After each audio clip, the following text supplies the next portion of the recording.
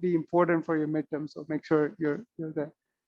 So today I want to talk a little bit about solar radiation, some of the basic concepts. These are important when we start thinking about designs for your project, especially talking about non-imaging optics and things like that next week. So the very basic concepts, of course, sunlight is the source of all of our energy here, right? In terms of both heat and food, photosynthesis. Fossil fuels themselves are also stored solar energy from millions of years ago. Dinosaurs, biomass, everything degraded over millions of years, turned into gasoline, as we know now. Biomass happens much faster, right? You burn wood to cook, and the wood is formed in decades. And even wind is a result of solar energy because parts of the Earth's atmosphere heats up, parts are colder, and the air moves from the hot part to the cold part, and that creates the wind. So wind, and it's also, of course, affected by Earth's rotation, something to keep in mind. Of course, even hydropower is generated by the sun because, it's the evaporation induced by the sun that creates the rainfall that fills the dams and so on. So clearly everything is related eventually to the sun. Now you already seen the basic properties of light, so let me just review. The electromagnetic spectrum exists as Saputin pointed out just now, but there are two things to keep in mind, and we will relate this to energy. One is wavelength and the second is frequency. So wavelength goes in this plot, goes from left to right, is decreasing. So left-hand side, we have radio waves. I should use this. Okay. Which have wavelength in meters of 1,000 meters, like a kilometer. So radio wave telescopes are huge, right? So if you try to collect radio waves from space, those telescopes can be kilometers long. Now, as you go in this direction, your wavelength is decreasing. So your microwaves, infrared, visible, ultraviolet, X-rays, gamma rays, and so on. So it gets shorter and shorter, and that's depicted pictorially by the plot here. So wavelength is the wavelength of light, is the oscillation, the time of the length of the peak to peak oscillation of electromagnetic wave. It's getting shorter and shorter, so it's oscillating faster. Another way to think about it. Now, faster is a good concept because wavelength is also related to frequency, which is how fast is the electric field oscillating. Remember, electromagnetic field is an oscillating electric field, an oscillating magnetic field. How fast is it oscillating is also dependent on the wavelength. So shorter the wavelength, the faster the oscillation. And that's represented by the frequency. Okay? So radio waves are a frequency of 10 to the 4 hertz. As you go to the right, the frequency increases, orders of magnitude, right? Gamma rays have 10 to the 20. So, of course, as humans, our eyes are sensitive only to a very narrow part of the visible spectrum, really small sliver of the entire possible electromagnetic spectrum. Of course, keep in mind that you can also have electromagnetic waves at longer wavelengths and shorter wavelengths. They just don't exist that commonly in nature, so we don't talk about it. It's actually infinite, right? But as far as we know, so some of this is changing. So the other thing is that, of course, this rainbow, as we all know, represents the change in wavelength. So red has the longest wavelength, shortest frequency, and violet has the shortest wavelength, highest frequency. So these things are important to keep in mind, as we'll come to shortly. Now, how do you relate wavelength to energy? Now, from quantum mechanics, we know that light exists both as a wave and a particle. Okay, so far in the last week, we talked about electromagnetic waves. So it's basically an oscillation of the electric and magnetic field. Now, keep in mind, these are mathematical representations, right? So we're trying to represent reality using some mathematics that's consistent with our observations. So keep that in mind. So these things are always being fine-tuned. On the other hand, there were observations in the early 1900s which violated this idea that the light is just a wave.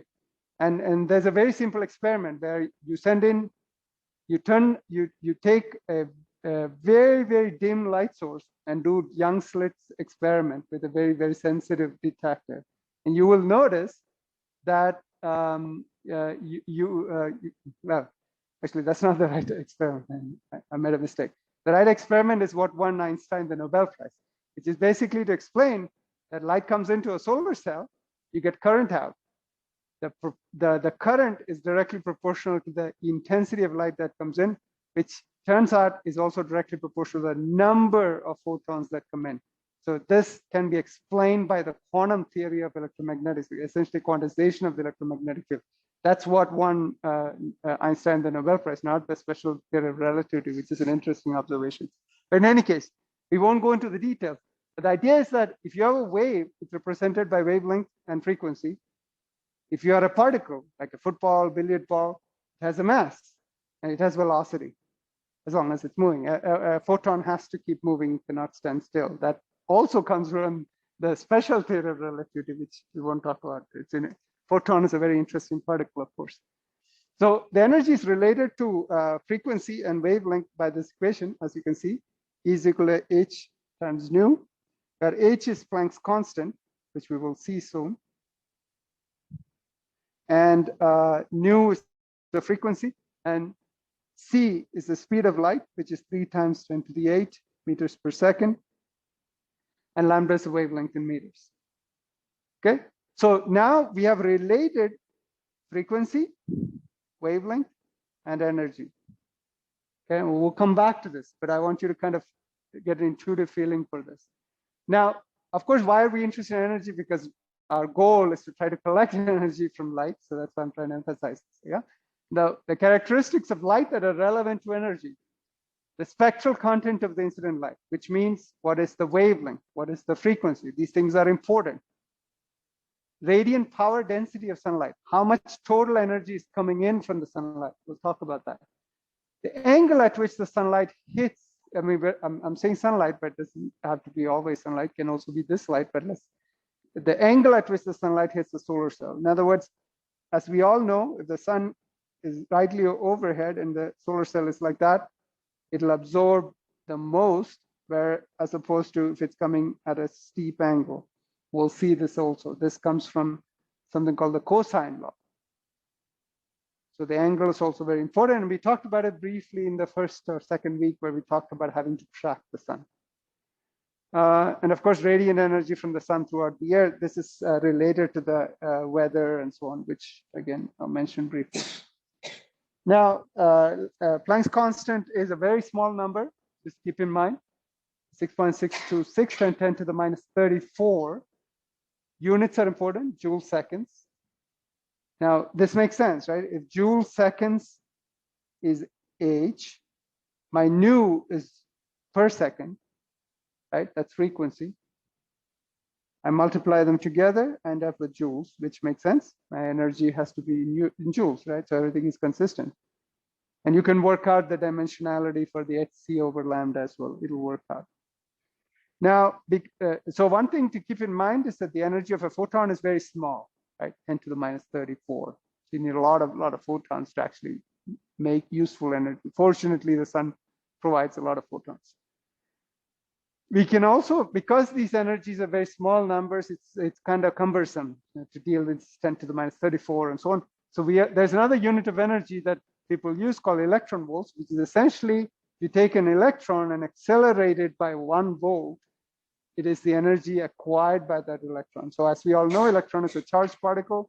If you put a positive plate and a negative plate, I put the electron near the negative plate and I put a 1 volt per meter, and it will accelerate and create kinetic energy. The kinetic energy gained by the electron is referred to as 1 electron volt, just the definition. And that number turns out to be 1.602 10 to the minus 19 joules. And you can derive this easily by knowing the mass of the electron. So it's just simply the kinetic energy of the electron, nothing more.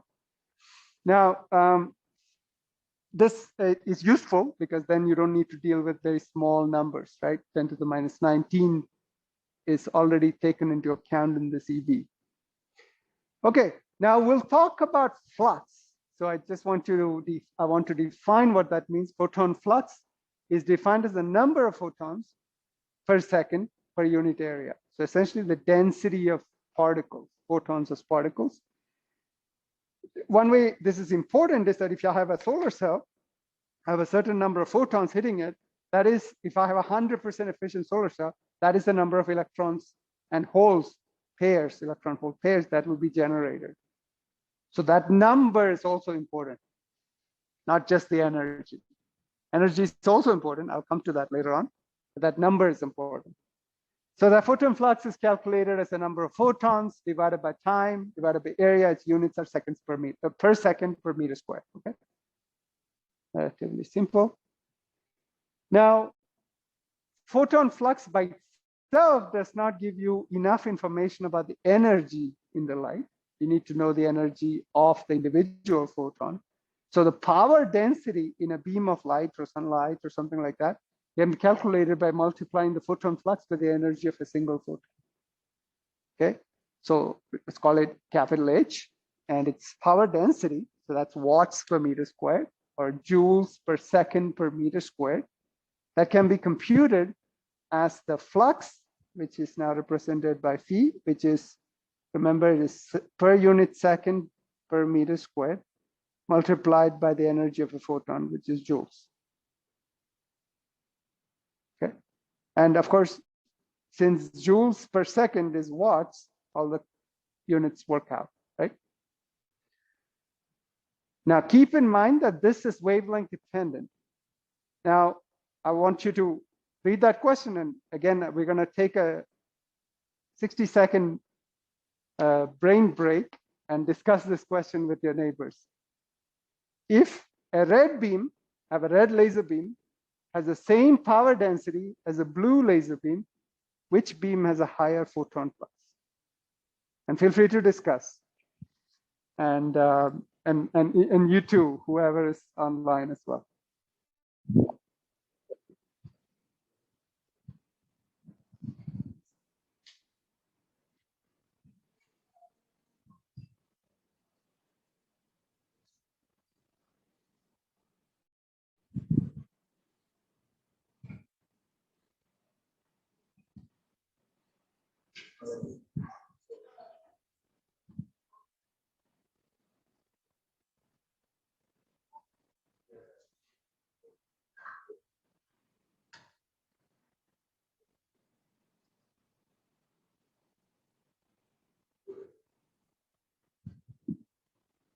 So I hear some discussion, so that's good. So I think most of you got the answer, but it's a good way to think intuitively, right? So of course, a red photon, I mean, what we need to know is that which photon has more energy, the red or the blue? Shout, someone. Which one has more energy? The blue, yes. Because, remember, energy goes as hc over lambda or h nu. The blue photon has higher frequency, so higher energy. Has shorter wavelength, so higher energy. So blue photon has more energy than the red photon. So in order to have the same power density, I can get the same power density with fewer blue photons than with red photons. Another way to say it is that in order to reach a particular power density, I need more red photons than blue photons. Yeah, that makes sense? Think about it like a hose of water. You know, it's a different colored water. How much power do I need to get out? Depends on the color of the water. So I'm going to push out more red water. This is less blue water. Same amount of energy. Now, this is important because what does this mean? This means that if I have an ideal situation, I have a solar cell, I'm going to illuminate with red light, and I'm going to get certain power out. When I illuminate with blue light, I want to get the same power out. I can send in less blue light. That's what that means. But of course, all the energy is conserved. So it's not like I'm making energy out of nothing. It's just that the blue photon carries less energy. Right? The total energy is still the same. I'm just sending fewer of them. Okay. Now, let's also, because spectrum is very critical for lots of things we're talking about, we will revisit this at many, many times, this idea of spectral irradiance, which is the idea that if you look at any source of light, black body is what we'll start thinking about more carefully. The power that you're getting from that source is dependent on the wavelength. So if I choose to look in a particular wavelength, I have a certain amount of power. Now, of course, in a laser, a laser is a very special type of source. It doesn't really exist in nature. So we won't talk much about lasers, but laser is a good way to think about it. A green laser pointer has only one wavelength, or very, very narrow part of wavelength. So in that case, it's almost like a delta function. We're not going to talk too much about them because they're not real. I mean, they're not naturally occurring. I mean, they are real, of course, and they have lots of applications, of course. I shouldn't say that. We won't talk too much about it, let's say. But most of the sources we will see will have spectra which look like lamps. So this is an example of a spectrum with the lamp. It's also, here's a spectra with a new lamp. This is wavelength, and this is what spectra look like. And this is spectral irradiance, and that's in units of watts per meter square per nanometer. And that per nanometer represents a slice of wavelength that you're looking at. So in other words, I'm going to take a slice of wavelength here, which represents 1 nanometer, and I can say, okay, I have this much, whatever, 2.4 watts per meter squared there from that source. That's what that means. Now, of course, that's a very slice of wavelength. That's not necessarily useful. To make a useful metric from here, I have to do an integral over some range of wavelengths of interest. We'll come to that shortly. Okay. This plot, by the way, is showing that you have one spectrum with a new lamp, and you use it for 1200 hours, you have a different spectrum. Of course, nowadays we talk about LEDs. LEDs have a very similar kind of performance as well. Solar cells actually have a very similar sort of response. In that case, it's not a source, it's a sink. It's absorbing the energy. How well it absorbs a photon, instead of irradiance, you have something called quantum efficiency. We'll talk about that later.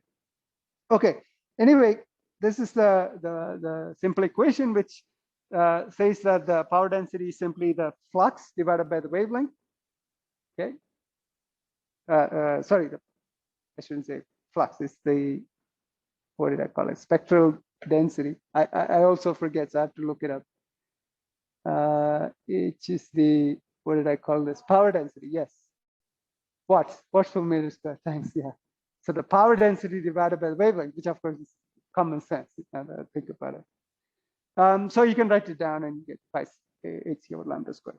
Now, why is this important? So different sources have different spectra. I just picked a picture to show, you have warm white versus cold white. You can see a difference because our eyes perceive them differently. And the difference can be quantified as different spectra from the source. And this is a very good example of designing the lighting for a particular human experience, right? Museums or whatever. And we'll actually come back to this example later on. Now, going back to radiant power density, as I said before, the spectral irradiance is defined for thin slices of wavelengths, not particularly useful. I mean, it's useful to characterize sources, but by itself, it's not very useful because anything you use from the source will have to be over some useful range of wavelengths. That means you have to integrate over a band, okay? So that the total power density emitted from a light source can be calculated by integrating the spectral irradiance over all the wavelengths of interest. And of course, that is the total power density coming from the source. I'm integrating from 0 to infinity. Of course, I'm assuming all the wavelengths exist. They may not exist. That's okay. That just means that this F might just go to 0. That's okay. And sometimes, of course, if I'm using this for a solar cell, all those wavelengths may not be captured. So in that case, I have to have another term here, which we will see later on. But I just want you to keep in mind what this represents. Now, what are the units of H? We just saw this. Anyone want to shout? Very good, yeah. So this is watts per meter squared per nanometer. And d lambda is nanometer. You multiply them out, of course, you get watts per meter squared. So everything is consistent. Yeah. So it's a good way to kind of make sure your understanding is also consistent.